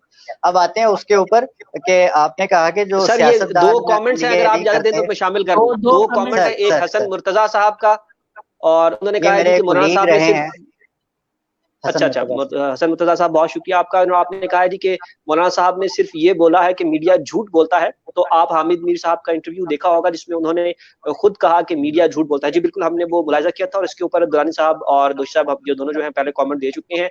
और उस्मा कह रही हैं कि शायद तुम अब अपने जस्टिफाई करने को मजीद जस्टिफाई कर रहे हो। तो जी बिल्कुल, मैं अपने जस्टिफाई करने को जस्टिफाई कर रहा हूँ, क्योंकि जब प्रोग्राम का आगाज हुआ था तो मैंने कहा था कि ये पोलराइजेशन इतनी है कि जैसे ही आप किसी के बारे में बात करते हैं तो फौरन आपको एक खाने में रख दिया जाता है और आपके ऊपर एक ठप्पा लगा दिया जाता है कि अच्छा ये इसका दिफा कर रहा है तो ये फिर इसका हामी है, ये इसके मुखालिफ है तो ये फिर इसका है। तो मैं उस ठप्पे से बचने के लिए यकीनन ऐसा नहीं है। उस्मा ने आपको एक खाने में रख दिया। पोलराइजेशन है मुरीदों को तो हक बात गवारा, लेकिन पीरो मुल्ला को बुरी लगती है दरवेश की बात। सलमान दुरानी साहब आप दरवेश हैं, ये उस्मा ने आपके लिए कहा है। बहुत अच्छा कमेंट है जी। है मुरीदों को तो हक बात गवारा, लेकिन पीरो मुल्ला को बुरी लगती है दरवेश की बात। सलमान दुरानी साहब आप दरवेश सर ऐसा ही है जो बात करता हूँ। अच्छा, इन्होंने सियासतदानों की बात की कि सियासतदान भी करते होते, कौन जस्टिफाई कर रहा है गलत लैंग्वेज को? हम तो कहते हैं जमहूरियत में या इस सिस्टम में, इस मुल्क में किसी को भी किसी दूसरे से, हम तीनों बैठे हैं, हम तीनों आपस में ओए ओए करके तो नहीं बात कर रहे, ओए नवाज शरीफ, ओए शहबाज शरीफ, ओए चोर, हमने तो नहीं बात की ऐसे। हम तो बात कर रहे हैं शाहिद साहब, दोषी साहब, इस तरह करके बात करें। तो हम भी इसी चीज के दाई हैं कि जो बात की जाए वो सलीके से हो, और जमहूरी तर्ज अमल भी यही है कि आप बात करने की सकत रखते हैं तो उसमें आपको ओए शोए करने की जरूरत नहीं पड़ती। जहां तक आपने कहा कि सियासतदानों पे तनकीद नहीं होती, तो सियासतदानों पे तनकीद होती है, लेकिन आपकी नजर करम जो है सिर्फ उस चीज के ऊपर ठहरती है जिसपे आपका मफाद हो। अब ये चीज सिर्फ आप नहीं है, मैं आपको सिर्फ पॉइंट आउट नहीं कर रहा, मैं अवाम को कह रहा हूँ। अवाम का दरअसल माइंडसेट ही यही है कि जिस वक्त मैं आपको पॉइंट आउट करके तो अवाम को कह रहा हूँ। नहीं, दुरानी साहब आप देखिए कंफ्यूज कर रहे हैं। मैं आपसे ये कह रहा हूँ कि क्या मौलाना साहब ने जो टॉक शो में होता है उससे नजेबा बात कर दी, कोई अनोखी बात कर दी? मुझे सिर्फ ये बता बात नहीं, बात अनोखी कर दी या आज से पहले नहीं हुई, उसकी बात नहीं हो रही। बात ये हो रही है कि किस जगह बैठकर की मौलाना साहब ने, और जो कही गई बात उसका ऑब्जेक्टिव एनालिसिस कह लें या पोस्टमार्टम कह लें, उस चीज पर बात होनी चाहिए, हुई और होगी। आप इस चीज पे तो नहीं रोक सकते। हाँ, इसका आप कंपैरिजन करना चाहते हैं कि इसका अगर आपने सियासतदानों के साथ या और लोगों के जो सोसाइटी के और फैक्टर्स हैं, तो शायद नसीब ने कहा कि सोसाइटी का हर फैक्टर ही जो है वो इस हमाम में नंगा है। तो इसमें जरूरी है कि तमाम फैक्टर्स को लिया जाए, लेकिन ये बात भी जरूरी है समझना यहाँ पे कि जो मजहब है और जो मेंबर है वो हमारी सोसाइटी का बहुत अहम इदारा है, जहां से हमारी सोसाइटी वैल्यूज लेती है और उन वैल्यूज को अपनी अमली जिंदगी में लाती है और उसका तजर्बा करती है, उसको एक्सपीरियंस करती है। तो इसलिए मेंबर का बहुत बड़ा किरदार है। साथ में अगर आपसे कोई ये पूछे कि पाकिस्तान के जो वैल्यूज हैं, पाकिस्तान और बांग्लादेश और इंडिया के, वो वैल्यूज क्यों अच्छे नहीं है, तो आप उनको ये कह सकते हैं क्योंकि ये वैल्यूज वहां से लिए जाते हैं। नहीं, यकीनन ऐसा नहीं है। मैंने इसलिए नहीं कहा है ऐसा, मैं कह रहा हूँ कि ऐसा है। सर एक मिनट दुरानी साहब, बिल्कुल आप 1 मिनट रुक जाइएगा। आप ये कह रहे हैं कि वो मैं पढ़ता हूँ, बल्कि शायद साहब पढ़ देंगे। मैं आपसे ये करना चाह रहा हूँ दुरानी साहब कि अहमद मीर साहब ने कहा कि मुझे जिस बात पे सबसे ज्यादा गुस्सा है वो इस बात पे कि आलम दीन हो के वो ये कह रहे हैं कि एक चैनल है, मैं उसका नाम नहीं लेना चाह रहा हूँ, आप एक मालिक का नाम लें ताकि तमाम चैनल मशकूक ना हो। लेकिन वही अहमद मीर साहब उसी लम्हे ये कह रहे हैं कि यहाँ पे ताकत के जरिए बहुत सी चीजें करवाई जाती हैं, मैं नाम नहीं लेता। तो वो नाम क्यों नहीं ले रहे? अहमद मीर साहब अगर एक बड़े सहाफी हैं, अगर वो नाम नहीं ले रहे, वो कह रहे हैं सर अगर आप मुझे इजाजत दीजिए तो मैं इसको मुख्तसर करके आगे बढ़ने की आप इशारत करूं। नहीं, आप मेरी बात सुनिएगा। दोषी साहब, ये मुबालगा राय है और ये इंतहाई ज्यादती कर रहे हैं आप इस वक्त। हामिद मीर साहब क्यों नाम नहीं लेंगे उन ताकतों का जो ताकतें सच बोलने से रोकती हैं?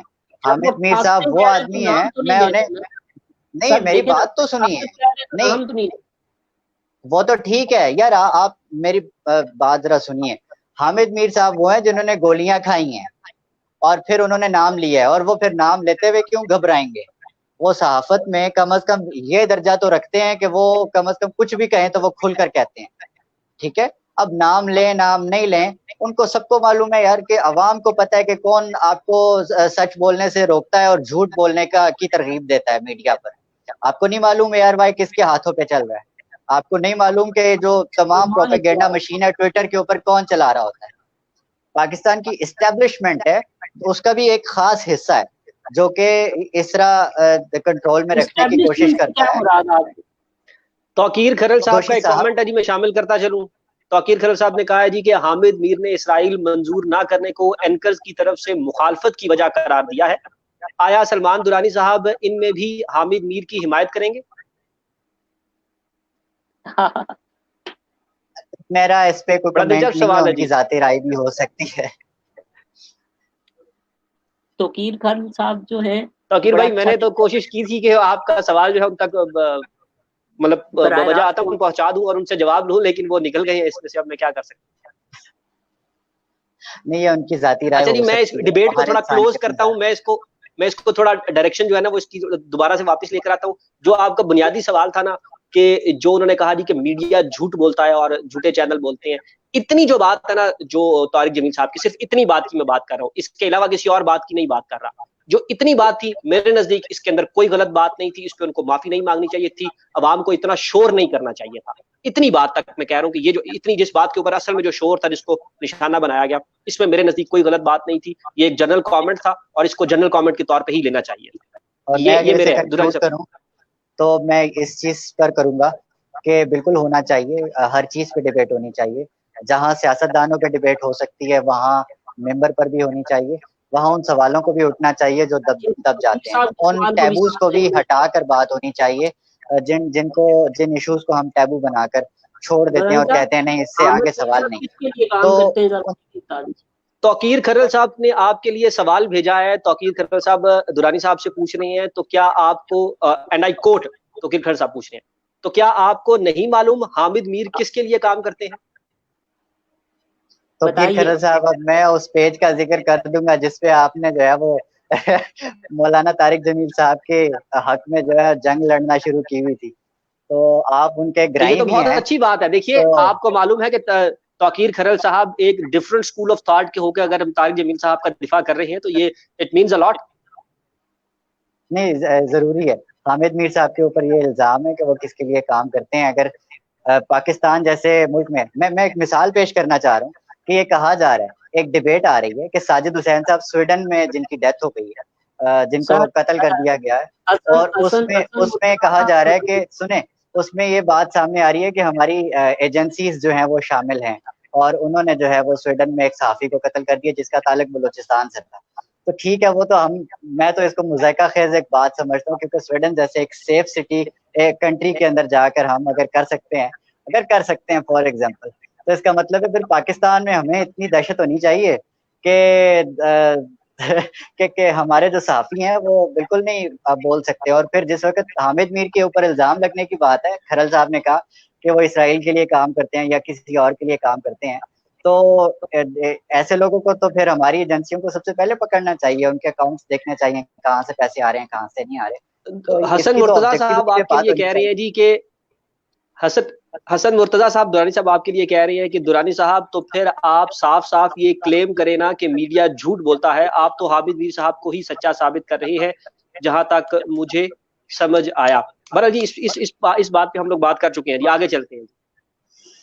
छोटा सा कमेंट करूंगा, दोस्त हैं क्योंकि माइंड ना कर जाए जी, जरूर जरूर। तो इसलिए वो ये कि हामिद मीर साहब ने जिस वक्त ये बयान दिया था बेगम नवाजिश अली के प्रोग्राम के अंदर, वो 2000 बहुत पहले का, जिस वक्त मुशर्रफ साहब की हुकूमत थी, और उस वक्त जो है वो किस तरह से कंट्रोल किया जाता था मीडिया को और एंकर्स को प्लांट किया जाता था, और जो कहा जाता था वही बोलना होता था, उसकी इजाजत होती थी, और जो उसके खिलाफ बोलता था उसे जेल में डाल दिया जाता था। तो हामिद मीर साहब का जो कहने का मकसद था वो उस तनाजुर में बात कर रहे हैं। आज की जहां तक बात है कि मैं हामिद मीर साहब को सच्चा साबित करने की बात कर रहा हूँ, तो मैंने तो हामिद मीर साहब के मुशर्रफ के हक में लिखे हुए उस कॉलम का भी जिक्र कर लिया जिसमें मुशर्रफ साहब की हमायत कर रहे थे कि इन तमाम को जो है वो फांसी लगा दिया जाए। ये हामिद मीर साहब का अपना कॉलम है, तो मैं उन्हें सच्चा नहीं साबित कर रहा ना, मैं उनके वालिद साहब को सच्चा साबित करता हूँ, क्योंकि हर इंसान में कुछ ना कुछ मामलात होते हैं। तो लेकिन ये बात जरूर है कि आज का मीडिया के हवाले से कि झूठ बोलता है नहीं बोलता, इसके डिफरेंट एंगल्स हैं इसको समझने के। आप समझिए कि इसमें कमर्शलाइजेशन, इसमें कमर्शलाइजेशन का एलिमेंट बिल्कुल शामिल होता है, लेकिन इसमें जो ज्यादातर चीज शामिल होती है वो कंट्रोल है। और वो जो कंट्रोल है वो कहाँ से आ रहा है और उसकी जो तारें कहाँ से हैं वो आप दरियाफ्त करें, आपको पता चलेगा कि मीडिया झूठ क्यों बोलता है और कहाँ से बोलता है, उनको कहाँ से ये डायरेक्शन आ रही होती है। सर आपके पास तो मतलब सोशल मीडिया, आप सच बोलिए, आपको हमने मौका भी फराहम किया हुआ है। ये बतलाएं मुझे कि आप जिस क्लिप की बात करें, हसन मुर्तजा या दीगर अहबाब बात करें, अहमद मीर साहब उस दौरान मुशर्रफ की अगर कस्टडी की बात करें तो वो कह रहे 10% सच बोला जाता था, जबकि आज 5% सच बोला जाता है। तो आज मतलब आपको नहीं मालूम कि सेंसरशिप कितनी ज्यादा है? आज हम सोशल मीडिया पे तो बात कर रहे हैं, लेकिन हमें क्या ये मालूम नहीं है कि जो ये जो सोशल मीडिया के हवाले से जो लॉज बने हैं और कुछ बनने जा रहे हैं और मजीद कंट्रोल की तरफ जा रहा है सिस्टम, आपके यूट्यूब तक, आपके फेसबुक तक को कंट्रोल किया जा रहा है, जाएगा इन फ्यूचर। तो आप क्या अच्छा, समझते यहाँ हैं मुझे कि इतराज है आज की जनाब, जो ये इस बात पे मैं इत्तेफाक करता हूँ जी कि 5% तक सच बोला जा रहा है, बाकी 95%, 95% झूठ है। लेकिन जो इसकी वजह, इस झूठ की जो वजह दुरानी साहब बता रहे हैं ना कि वो झूठ की वजह जो है वो सेंसरशिप है, तो मेरे ख्याल से सेंसरशिप की वजह से जो झूठ बोला जा रहा है वो भी 5% ही है। बाकी जो 90% झूठ बोला जा रहा है उसकी वजूहत मुख्तलिफ है, उसकी वजूहत तो कोई वही और है। मैं कहना चाह रहा हूँ सेंसरशिप कि सेंसरशिप की कि वजह से जो जो झूठ बोला सरकार जा रहा है कहे, वो जो दरबार 5% ही कहे है। वही बोलना है। सर सेंसरशिप की दरबार जो कह रहा है उसकी वजह से जो झूठ बोला जा रहा है 95% झूठ बोला जा रहा है, लेकिन जो वजह आप बता रहे हैं ना उस वजह से सिर्फ 5% झूठ बोला जा रहा है। बाकी जो 90% झूठ है उसके पीछे और वजूहात। तो मैं कह रहा हूँ ना, उसके पीछे जो बिल्कुल वजूहात हैं वो जी, वो जो पेट्रियोटिक पावर्स हैं हमारी, वो हमारे मुल्क की एजेंसी हैं, वो पकड़े पकड़े उन सहाफियों को जो कि किसी के एमा पर झूठ बोल रहे हैं और अवाम को गुमराह कर रहे हैं। क्यों नहीं नहीं पकड़ते? सिर्फ और सिर्फ ये बयानिया क्यों तैर रहा है पानी के ऊपर? इस बयानिए के डिटेल में भी तो जाए ना, ये सवाल करें उनसे जो अच्छा अथॉरिटीज हैं, अच्छा, जो जिन जो सहाफियों के बयानियां ऊपर आप कह शक रही है है वो उनके। पानी के गहराई में है। देखिए, एक मिनट, ये इसको जरा यहाँ पे इसका ऑपरेशन कर लेते हैं ना। जी जी, देखिए गुड गुड। ऐसे तो नहीं आपको निकलने देंगे हम ना। आपने कहा जी, जो आप कह रहे हैं कि जो स्टेट स्पॉन्सरशिप है, जो सेंसरशिप है, वो तो पानी के अंदर है, उसका प्रूफ आपके पास भी कोई नहीं, उसको तो हम माने कि वो नहीं, पानी के प्रूफ अंदर क्यों है। नहीं है? जो हम कहें, हकायक हैं। एक आप मिनट मीडिया में काम सर, करते हैं, आप पाकिस्तान टेलीविजन पे काम करते हैं, आपको मालूम है कि किस तरह से आपको डायरेक्शंस आती हैं और आपको किस तरह से एक सर लफ्ज मैंने से तो एक्सेप्ट इजाफी कर, दूसरा लफ्ज नहीं बोलने दिया तो जाता। तो आप दूसरी इस पे चीज, डिबेट जब क्यों आप कर रहे हैं? मैंने तो कहा, आपने इस पे डिबेट क्यों कर रहे हैं? मैंने तो आगाज में नहीं, कहा जी कि लेकिन वो ये तो हकीकी, मैंने तो ये तो एक्सेप्ट कर जमीनी लिया ना। हकीकत है ना, ये तो जमीनी सर तो हकीकत मैंने है। तो मान आप लिया, इसे नहीं, आप इस पे बहस तब आप करें जब मैं मान ना रहा हूं। शायद नसीम साहब आपने एतराज किया है कि जो मैं कह रहा हूँ सेंसरशिप के हवाले से बात, वो पानी के ऊपर नहीं तैर रही, वो डीप है और मैंने आपने कहा कि टॉन्ट मैंने तो वो मारा मान उसके लिया। ऊपर। लेकिन मैं मैं कह रहा उस हूँ कि मैं दूसरी वो बात सहाफी हूँ जो कि ऑन ग्राउंड बात कर रहा हूँ और बताता हूँ कि ये जो एंकर्स की जेब में चिटें कौन डालता है कि क्या बोलना है और क्या नहीं बोलना। आपको मालूम है कि ISPR से जिस वक्त कोई आपके प्रेस रिलीज आ जाए तो आपकी हिम्मत नहीं होती कि आप उसको 2 मिनट लेट कर लें, आपको कहना पड़ता है और आपको साथ में ये भी कहना पड़ता है कि जो है पाक अफवाज की तरफ से एक बहुत बड़ा इकदाम सामने आया है, जो है वो सिचुएशन के जो कोरोना की बनी हुई है उसको मलहूज़े खातिर रखते हुए। तो आप ये माने ठीक है, कि कुछ पावर्स होती हैं कुछ जिनकी हमें पावर्स माननी हैं, पड़ती है। तो बिल्कुल मैंने तो माननी खुल के पड़ती है। मैंने बताया कब अभी। इनकार किया? देखिए, मैंने तो अर्ज हाँ, मैं अर्ज कर देता हूँ तो जनाब। मैं अभी अभी हम इसको कैटेगराइज कर लेते हैं। दोषी साहब, अगर आप कुछ कहना चाहते हैं तो कह लीजिए, या फिर मुझे इजाजत दीजिए, मैं इस मसले को सुलझा दूं।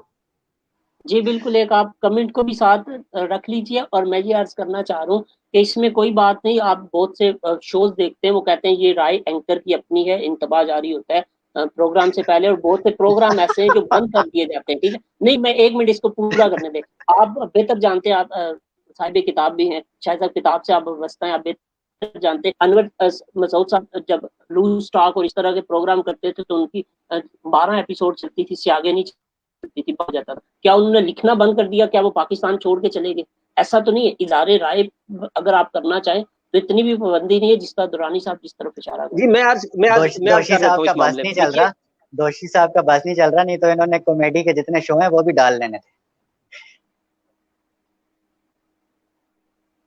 अच्छा, मुझे इसमें जो सिर्फ दुरानी साहब की बात से जो सिर्फ एतराज है ना, वो पार्शली एतराज है। मतलब सारा मैं इनकी बात से इत्तफाक करता हूँ, लेकिन जो एतराज है वो सिर्फ कुछ हिस्से से एतराज है। वो एतराज ये है कि जो ये बात कह रहे हैं वो ठीक कह रहे हैं कि भाई स्टेट स्पॉन्सरशिप होती है, स्टेट सेंसरशिप होती है, स्टेट की तरफ से बहुत सी चीजों को जो है वो पुश अप किया जाता है, आगे लाया जाता है, बहुत सी चीजों को छुपा दिया जाता है, कर दिया जाता है। लेकिन इसकी जो मिकदार ये बयान कर रहे हैं ना, वो इतनी बड़ी ये बयान कर रहे हैं कि उसके पीछे ये बाकी सब चीजों को पर्दा डाल रहे हैं। मतलब मेरा कहने का मकसद ये है कि जो रियासत जिन चीजों से जो जो चीजें रियासत को डिस्टर्ब करती हैं, या जिन चीजों से रियासत जो है वो खतरा महसूस करती है, या जिनके ऊपर वो पर्दा डालना चाहती है, या कोई भी रियासत से मुतल्लिका जो लोग हैं, उसकी मिकदार बहुत कम है। क्योंकि दुरानी साहब भी इस फील्ड के आदमी हैं, आप भी हैं, मैं भी हूं।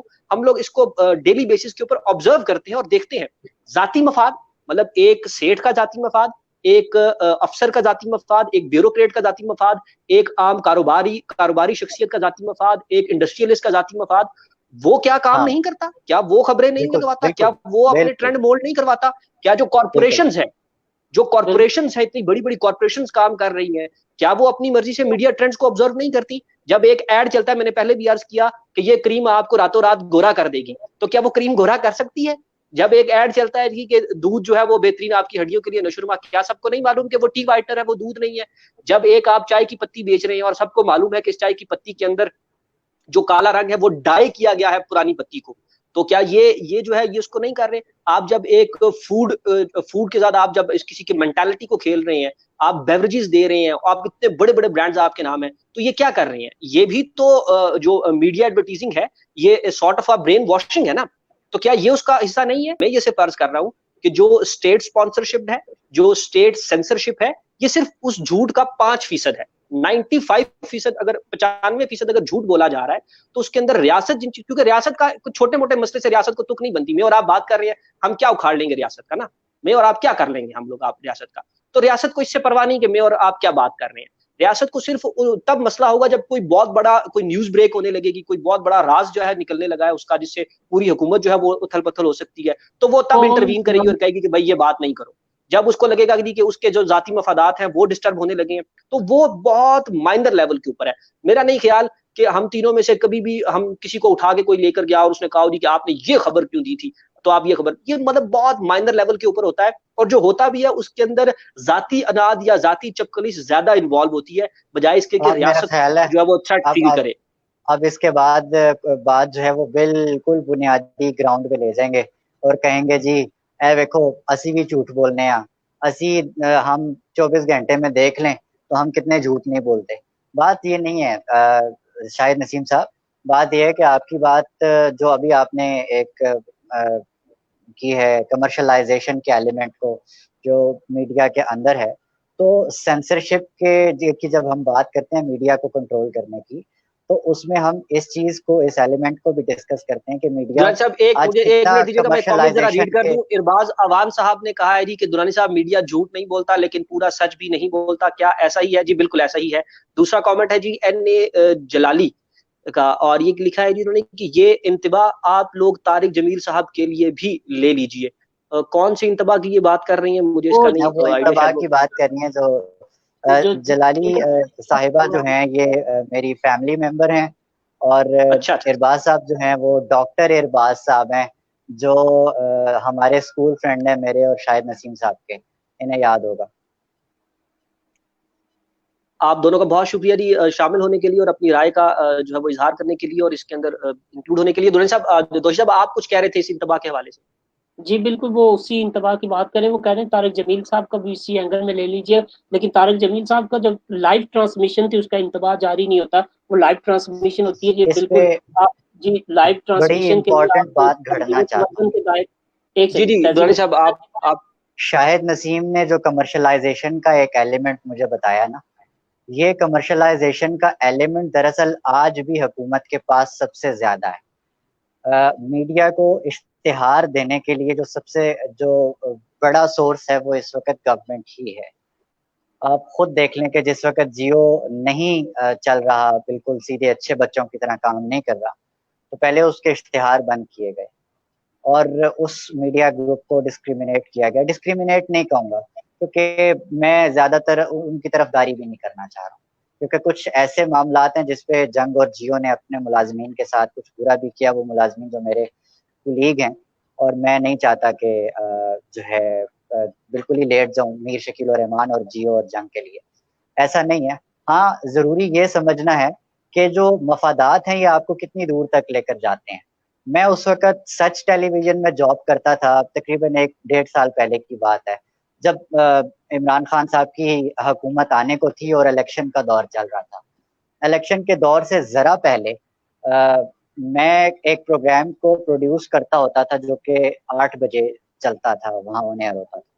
तो उसके लिए मुझे डिफरेंट स्टोरीज करनी होती थी सारे दिन से। मैं एक्सप्रेस ट्रिब्यून को ज़्यादा, अपने एक दोस्त कराची से मेरे स्टोरीज करते हैं, मैं उनको ज़्यादा प्रेफर करता था उनकी स्टोरीज। तो मुराद अली शाह साहब, एक और शाह साहब हैं सिंध के, पीपल्स पार्टी का बड़ा नाम है, कुछ आप याद हो, मेरे जहन से निकल गए हैं। कायम अली शाह, एक शाह साहब हैं, नहीं कायम अली शाह साहब नहीं, एक और है सखर से जिनका ताल्लुक है। नासिर अली शाह, नहीं, खैर उन शाह साहब के हवाले से खबर थी। कायम अली शाह और तो नहीं है। मैंने नहीं कायम अली शाह, उनके लिए जो है मैंने जो खबर कर दी प्रोग्राम के लिए, जी ये मैं आज खबर अपने एंकर से करवाऊंगा और इस पे मैंने बीपर लेना है फलाने आदमी से। तो एमडी साहब की कॉल आ गई, जनाब क्या सीन है आज, क्या क्या किया जा रहा है। तो आपने कल एक खबर की थी, परसों भी एक खबर की थी, मैं उसको देख रहा था, किसी ने मॉनिटर किया है कि आप सिंध की खबरें बहुत ज्यादा लगा रहे हैं, एतराज आता है तो आप जो है वो सिंध पे जरा थोड़ा हौला हाथ रखें। तो मैंने कहा वो तो मैंने आज भी एक खबर जो है वो ली हुई है और मैं करने जा रहा हूँ प्रोग्राम, ना आप उतर रेंज ना करें यार, हमारे कुछ मामला चल रहे हैं, सिंध गवर्नमेंट के कुछ प्रोजेक्ट थे जिनमें हमारे जो प्रॉब्लम्स हैं वो हो जाएंगे। हाँ, खुर्शीद शाह साहब के खिलाफ खबर थी जनाब। तो खुर्शीद शाह साहब, एहसन कुरैशी साहब, बहुत शुक्रिया आपने याद दिला दिया। हाँ, एहसन कुरैशी साहब, आपको बहुत शुक्रिया, आपने नाम याद करा दिया। दूसरा ये कि उस वक्त मालिक साहब ने, जो एमडी साहब थे, उन्होंने मना कर दिया।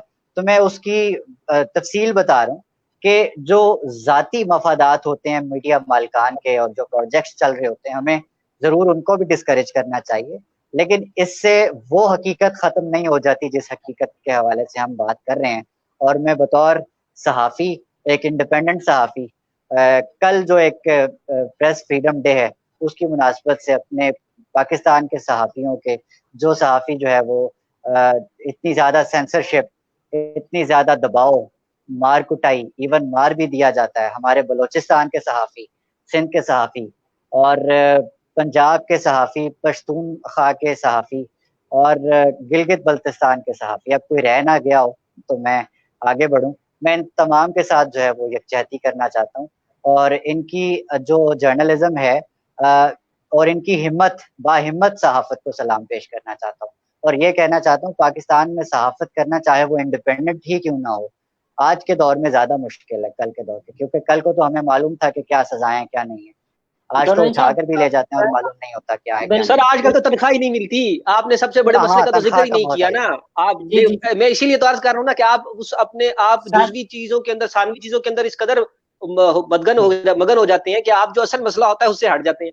अब वो शायद मीडिया साहब सेंसरशिप तो है, स्टेट सर, अगर ये देखिए, ये जो मेरी बिरादरी का जो अलमिया है, जो मेरी बिरादरी का मसला है, वो सेंसरशिप नहीं है, मैं गुस्ताखी माफ, ये सेंसरशिप जो होगा ना, ये हामिद मीर साहब का मसला होगा, ये बहुत बड़े बड़े साफियों का मसला होगा, ये उनके पैशन का मसला होगा, लेकिन पेट के मसले को कोई डिस्कस नहीं कर रहा।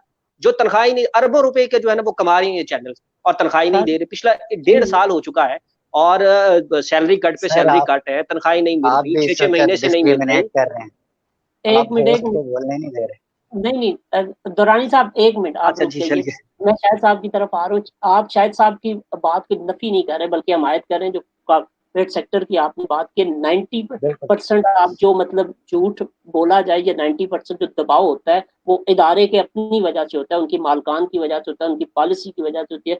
कोई भी चैनल होता है उसकी, जैसे नेशनल टीवी पे अगर शाहिद साहब है तो नेशनल चैनल की पॉलिसी है, उसी को फॉलो करना है हर एंकर ने, उसकी मजाल नहीं है कि उसके बरक्स चले। ठीक है, ये तो नहीं, हो गया आप इसको मालकान। 90% ना कहें, आप भी तारिक जमील 90%। वाली बात जो करें आप यहाँ पे। नहीं, जो आप बात कर रहे हैं, जो आप बात कर रहे हैं कि कुछ ताकतें हैं, वो उनका ज्यादा से ज्यादा 5% जो शायद साहब ने बात की, इससे ज्यादा इंटरेस्ट नहीं होगा, वो उस बात पे होता है जो मुल्की सालमियत के लिए किसी कोई बात हो, वो उसके इंटरेस्ट में बात जाती है। वो जो गली मोहल्ले की बात को वो लेकिन ये चावल मुल्की सालमियत तय कौन करेगा? नहीं, सर ये तो उस एक पे आप डिफरेंट आप बहस है करते हैं, ना, मैं हम तो उस करता पर हूँ, बात कौन ही नहीं कर करता है? रहे। नहीं नहीं नहीं, डिफरेंट वो हमारी डिबेट। डिबेट का पॉइंट ही नहीं है सर। वो आप जो भी समझ रही है वो ठीक ही समझ रही होंगे। जी मुझे उस पर अच्छा, एतराज लेकिन नहीं है। जो जो मुद्दा आप है, समझ रही है ठीक समझ रही है। जो मुद्दा शाहिद साहब ने बयान किया, असल प्रॉब्लम तो वो है कि बिजनेस टाइकॉन से हमें कोई लेना देना नहीं। बड़ा चैनल आप न्यूज बंद हो गया, जो मालकान थे उन्होंने बंद कर दिया। आप बेहतर जानते हैं, जो रोजगार बरसरे रोजगार अफराद थे, या जो अभी कोरोनाई सिचुएशन के हवाले से जो अफराद घर में बैठे हुए हैं, जो साफी दोस्त, उनके लिए क्या इकदाम हो रहे हैं, जिनको 6 माह से सैलरी नहीं मिली थी, अब ये कोरोनाई माहौल में भी वो आ चुके हैं, तो उनके लिए कोई आप सर छोड़ दिए, बातचीत। रहने दीजिए। ये इतनी लंबी डिबेट इन्होंने की है, इनसे पूछिए। मेरी जहां तक मेरी याददाश्त जाती है ना, तो जो कैपिटल टीवी है, मैं नाम ले रहा हूँ उसका, कैपिटल टीवी, जहां तक मेरी याददाश्त जाती है, उसका सैलरी का अजाब रहा। किसी ने क्या उखाड़ लिया उसका? किसी ने कुछ कर लिया उसका? कुछ भी नहीं किया। इतने केसेस हुए, कुछ हुआ? कुछ भी नहीं हुआ। सर मेरे ऐसे दोस्त वहां पर मौजूद थे कि जिनकी एक एक साल की सैलरी बकाया है, एक एक कैमरा साल की मैन सैलरी इंतकाल बकाया, कर उनको गया सैलरी नहीं जी। मिली। ठीक है। तो मतलब ये मैंने आपको कैपिटल टीवी का एक नाम बता रहा हूँ, 7 न्यूज। मतलब 8-8 महीने की उसने सैलरियां नहीं दी, एक एक साल की लोगों की सैलरियां नहीं दी। किसी ने क्या कर लिया? कुछ भी नहीं। तो असल में तो साथियों के ये मसाइल है। मतलब वो जो कैमरा मैन है, जो इस बेचारे की टोटल तनख्वाह 15,000 या 18,000 या 20-22,000, मतलब मैक्सिमम 25 से 30,000 उसकी तनख्वाह है, वो उसको 6-6 महीने की नहीं दी हुई उन्होंने। तो मतलब ये मेरे नजदीक तो ये मसाइल है जो दुरानी साहब ने मसले बताए।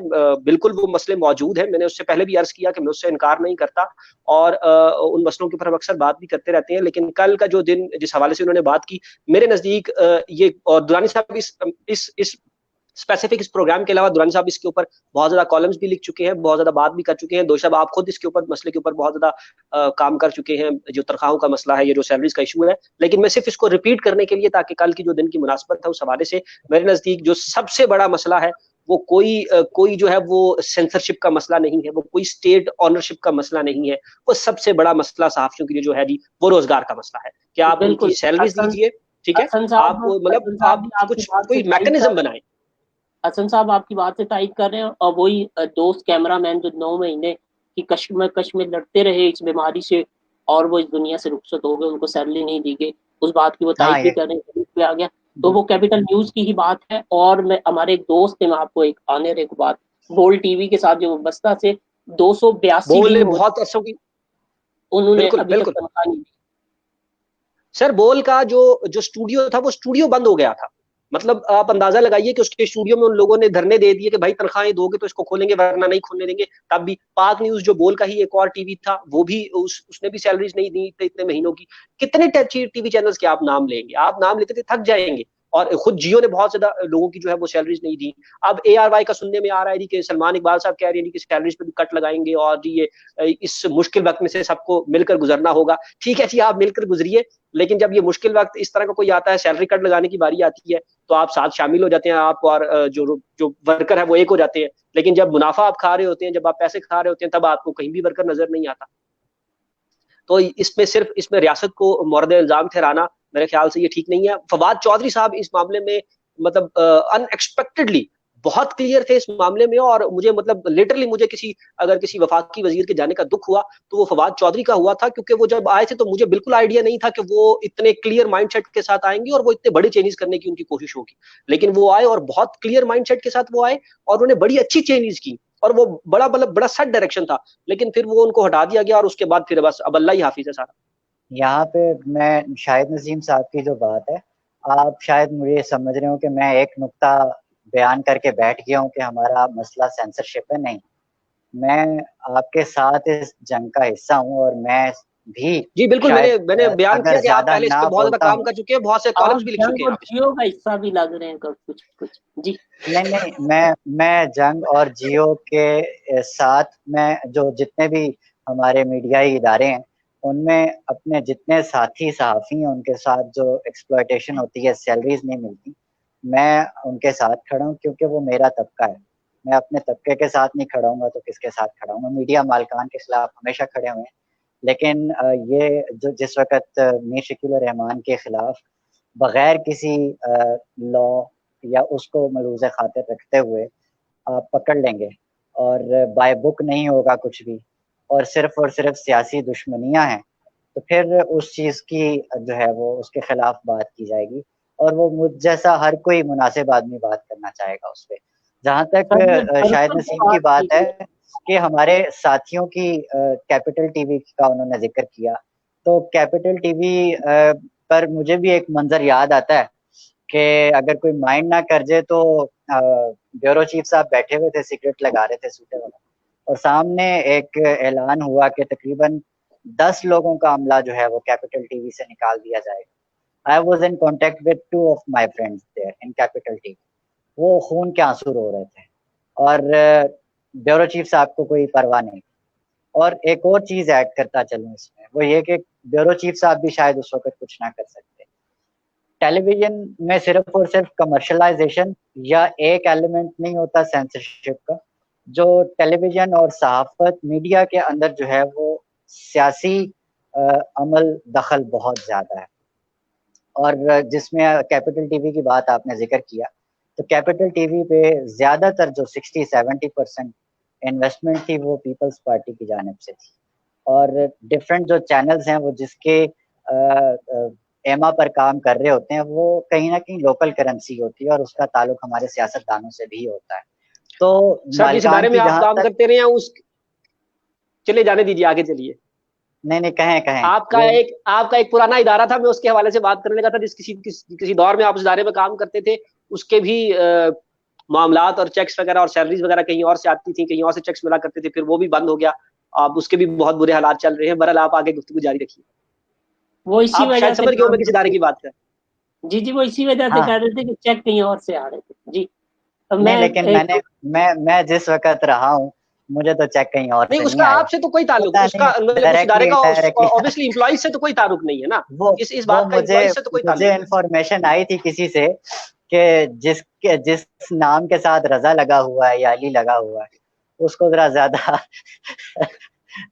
ज्यादा प्रोटोकॉल दिया जाता है, और उसको बिल्कुल ऐसा ही है। मैं खुद इस इदारे में कुछ ऐसा काम करता रहा हूँ। बिल्कुल रजा से